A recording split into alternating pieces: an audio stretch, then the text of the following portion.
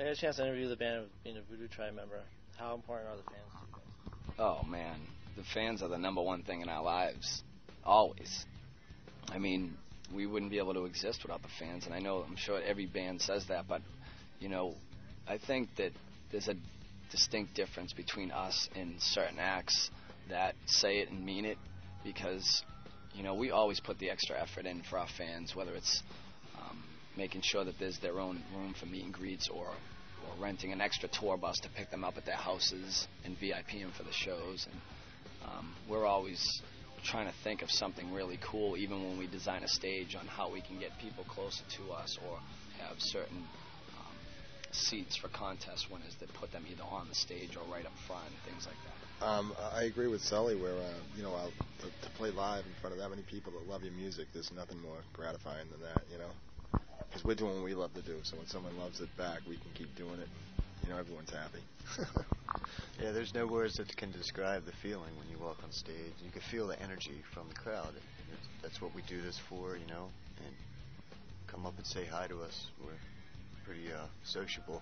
It's hard to really, for me anyways, to explain how much they mean to me, but we were playing at in Boston. We were playing 2 sold out shows in Boston, and I was like driving to the parking lot, and I'm like, I can't believe this. I'm still in awe in some aspects of it, especially with our fans, how fanatical they can be, how just.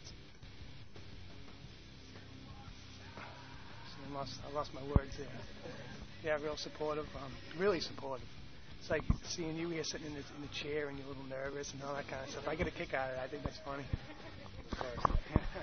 What has been your most memorable concert? I'd say for me it was probably Woodstock, because I was half asleep during it. How about you? I would have to agree. Woodstock was pretty big for us. It was 250,000 people, and biggest stage we've ever been on, and it was pretty overwhelming because we had just came off a red eye from California, finishing the Ozfest the day before. So when we got there after so many months of touring on the Ozfest, it seemed like the same kind of setup, backstage, production, whatever. We got on stage, and it was a pretty big difference from playing to 20,000 people a night to 250,000. Congratulations on your 2 Grammy nominations. How do you feel about that, and where would you put them if you win? First of all, it feels really great to be nominated for a Grammy, and I have a little trophy case built with a lot of empty spots in it, so we need a couple things. We need a Grammy and one of those little moon men. I own and operate a tattoo shop. How many tattoos do you have, and do they have any special meaning to you?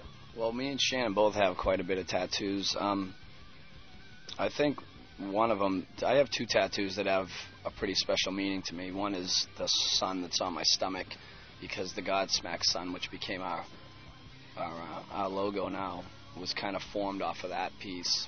And the other one is probably the star on my face, which is the smallest one because of my religion.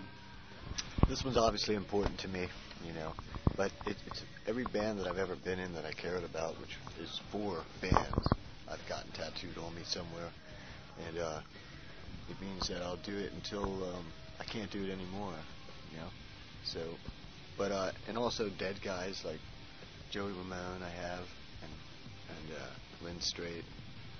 But tattoos to me are like a timeline in my life. So like 10 years from now, I'll remember a tattoo. I'll remember exactly where I got it, who did it, why I got it. So it's almost like a timeline on my body.